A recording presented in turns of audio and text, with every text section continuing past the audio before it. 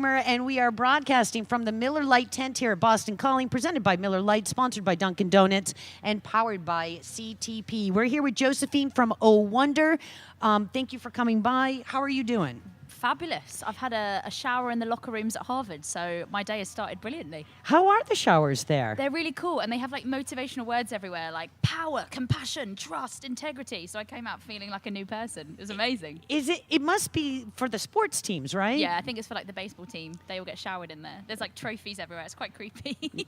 Wow. Was anyone, are they closed showers or are they the open ones? Communal. Oh, were you the only one in there? No. Oh, who were you showering No, with? it wasn't. Tell us, Josephine. Give it up, lady. Secret. No, I was the only one in there. You had somebody watching the door. Don't Yeah. let anybody in. So you have an interesting story how you met Anthony. You guys aren't a couple. No. But you would make a very handsome couple. Well, that's very kind of you to say. And I'm sure everyone tells you that. Yes. Yeah, because you would. You look very you. similar and nice together. Yeah, but people think we're brother and sister, though. We look that similar. Yeah. It's a bit creepy.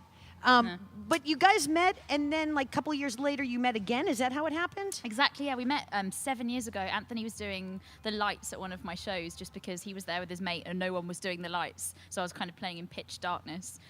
And he started like putting the disco balls on and stuff. And I was like, who's doing the lights? And this lone voice was like, me. And then I went and said hello. And then 3 years later, we bumped into each other. I was like, you were the guy that did the lights. And he was like, yeah. And we started writing. And now we're playing Boston Calling Festival. So how did you get from like, oh, you're doing the lights, nice to see you after 3 years, let's write some songs together. Yeah. Like, how does that work out? I don't know. Somebody recommended him to me as a producer. I was doing my own solo stuff. And they were like, oh, he'd really, suit your music. You guys have a lot of similar artists, favorite artists in common. So we found out that we did. And we were like, let's just write, see what happens. And it was just really enjoyable because we both come from such different backgrounds, but have very similar perspectives. So it really kind of works. So when you write together, do you write the words and the music at the same time?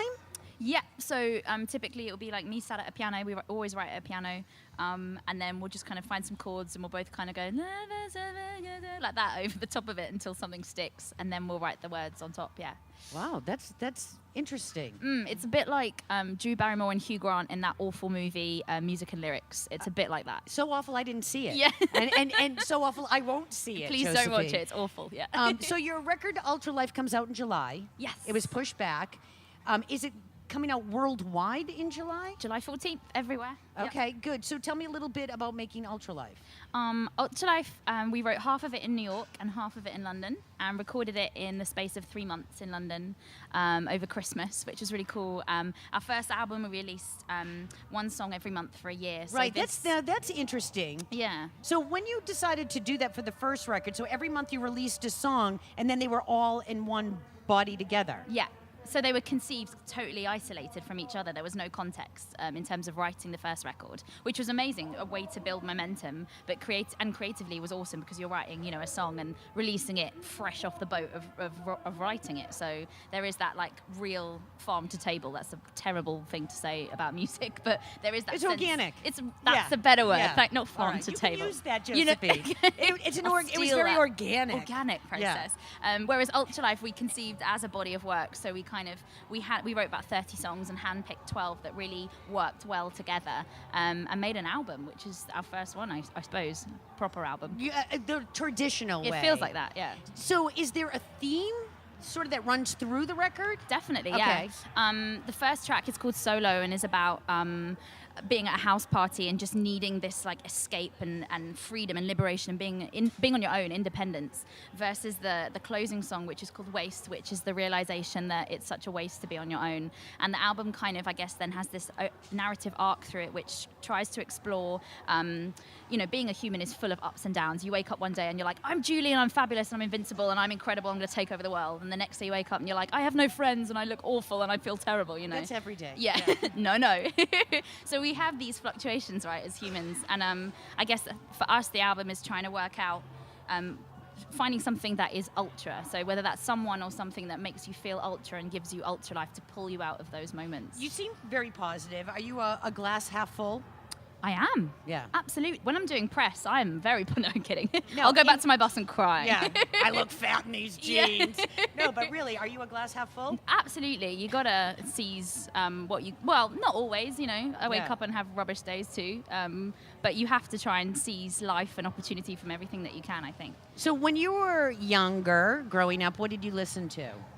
We both grew up on Joni Mitchell, James Taylor, Lavi Folk. Ziffrey, Cat Stevens. Yeah, our parents both listened to that kind of music. And then as teenagers, we obviously found like rock bands like Blink-182 and all that kind of thing, Death Cab for Cutie. And now our favorite artists are people like Feist. Oh my gosh, so many bands. Who else do we listen to? Max Richter, Chili Gonzalez. Death Cab is still a big influence for us. But And who do you want to see at the festival? Do you have a chance to check out bands? yes, I'm really excited to see. So Majid Jordan are playing after us, and their song "A Place Like This" was one of my favorite songs when it came out. So I'm excited to see them because I've never seen them. Obviously, the XX and Mumford and Sons we've seen before at other festivals, but they're great bands. So And is there anyone you would like to tour with, like on a, I want to say proper tour, you know what I mean, not a festival tour, club tour, I guess you would call it. Anyone in particular besides Death Cab for Cutie that you would really love to tour with? Death Cab. I mean, Frank Ocean. I'm gutted that he's not on the bill because he's playing loads of American festivals. So Frank Ocean's like our dream man. I'd love to tour with him. So why don't you reach out to him and like do some music with him? Frank, call me. Yeah, exactly. He's watching, even, right? Or even Ben Gibbard too. Yeah, we should. They're just too I think good Ben though. Gibbard's single now. Oh, chillin'. He runs marathons too. I'm into that. Oh, are you? See, you guys could run Athletic. together. I know. Hold hands. Yeah, go have a cross the finish line. lemonade. Yeah. Oh, I could see that. Go have a We- lemonade. yeah, we so gotta cute. make that happen. So you're touring for what, like the next 2 years? Pretty much. Nailed it. Yeah. Yeah. Yeah. See you then. See you in Non-stop. 2019. Yeah. Yeah. Josephine, thank you very much. Oh Wonder is the band. The record Ultralife is out in July. It's Radio BDC broadcasting live from the Miller Lite tent here at Boston Calling.